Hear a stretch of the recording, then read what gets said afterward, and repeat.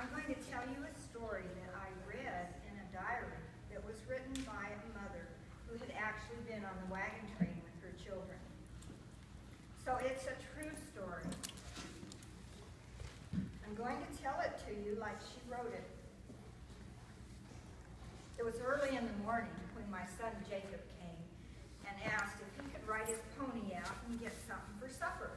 He thought maybe he could get us some squirrel or a rabbit or maybe even a sage chicken. He didn't know, but he was only 12 and I worried about him. I worried about him riding out alone.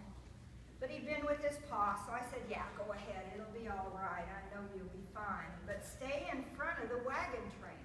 Don't go off running around and hunting other things. Just stay right in front of the wagon train. That way, if your pony steps in a hole or you fall off, we'll be coming up behind you eventually to pick you up and help you out. Well, Jacob said it was past noon. He knew when the noon hour was because his pa had taught him that when the sun is straight overhead, you can best bet it's noontime. And then, of course, as the sun moves, then it's getting later in the afternoon. He said he saw a great big cloud ahead of him. It was big as the sky and as high, and he sat there on that pony and watched it for a while, wondering if that was going to be a big storm coming. And then he jumped off his pony and put his ear to the ground. His pa told him that when you put your ear to the ground, if you hear rumbling and roaring and it sounds like thunder in the ground, you can bet a stampede's coming. Jacob knew his pony couldn't outrun a buffalo stampede. He did what his pa had always told him. He jumped up on his pony and started to ride out around it instead of ahead of it. And then he remembered the wagon train was behind him. He had to go save the wagon train.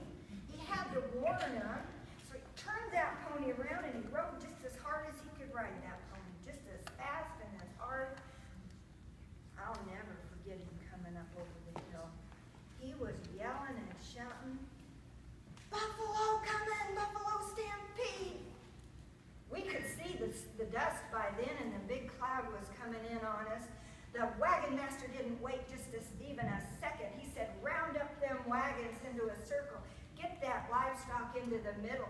We got to protect ourselves as best we can." By then, we were starting to feel the dust coming down on us, and it was getting stuck in our face and our lungs. And the thunder was so loud that we could barely even talk to each other. The children were scared. They were starting to cry. Scared? I've never been so scared in all my born days. I knew if those buffalo came through the wagon circle, there'd be nothing left but sticks. I knew the goods would all be ruined, and we'd be hurt or even worse.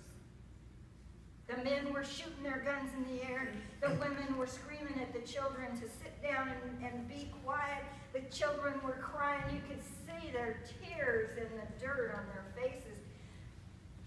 And all of a sudden, just like it was magic, that buffalo stampede went around us.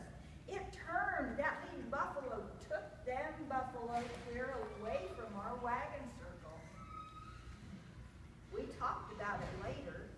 We thought maybe it was because the wagon circle, all covered up with the dust and the dirt, looked like a great big old rock sitting there in the prairie. Or maybe it was because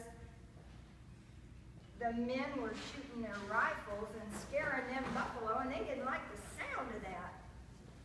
And then we all laughed and said, maybe them buffalo just didn't like our stink. But for whatever reason, not one buffalo came through our circle. We were so pleased and thankful. We sat there. We decided to stay the rest of the night. We were going to have some music.